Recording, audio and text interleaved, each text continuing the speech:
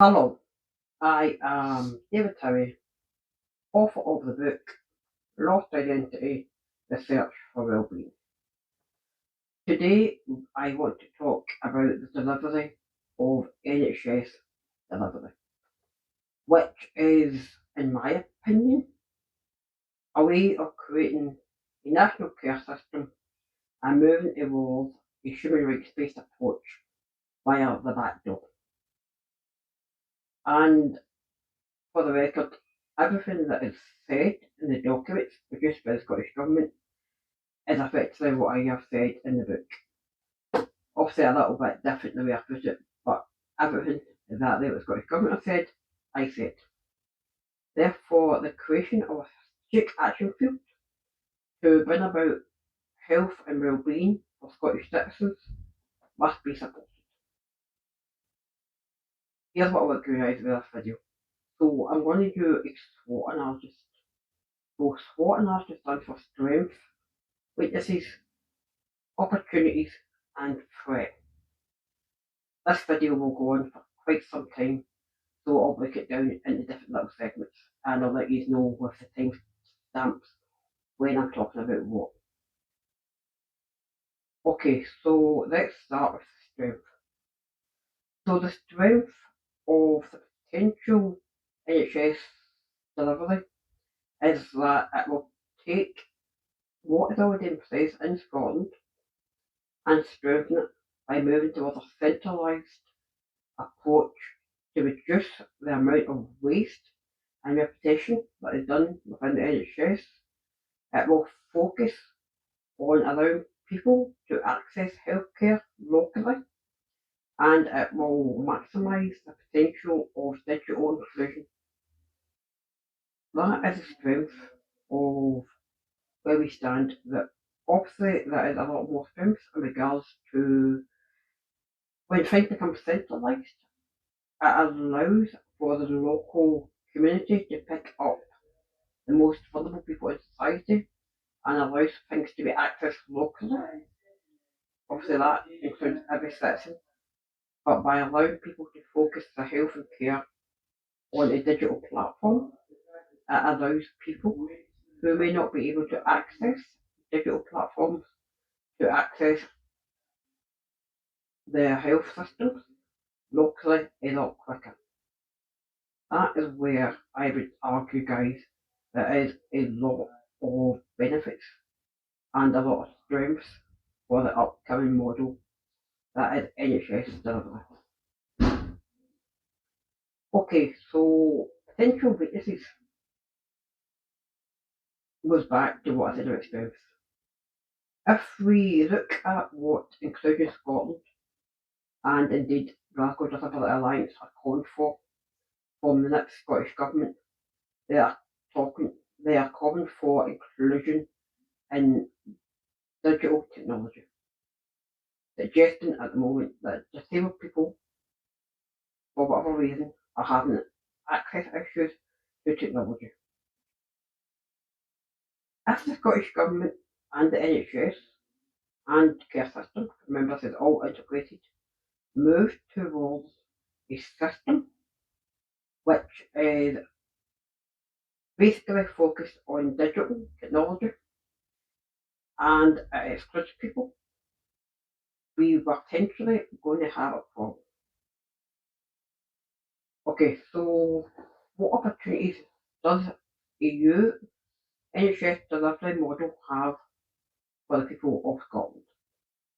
As I said, it becomes centralised and reduces the amount of bureaucracy that exists in the NHS. We create a system where people can access health information much quicker.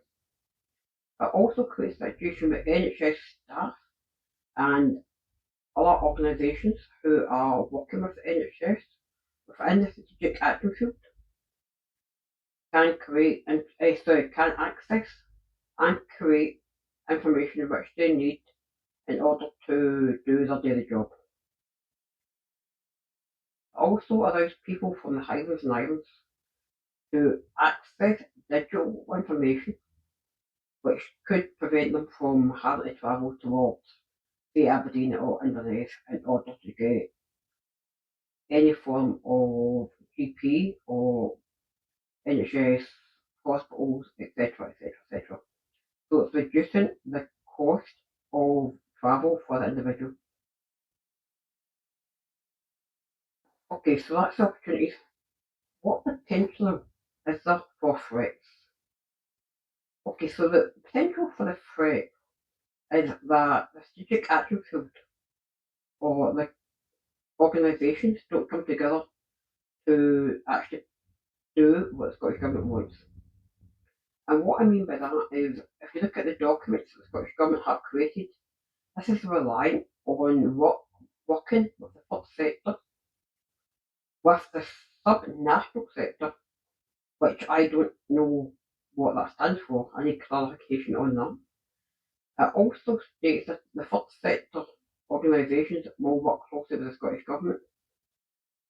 But as soon as the third sector do that, my argument always has been that it becomes civil servants by proxy. We are putting too much pressure on the third sector organisations. You're also basically having to ring-fence any funding that third sector will need.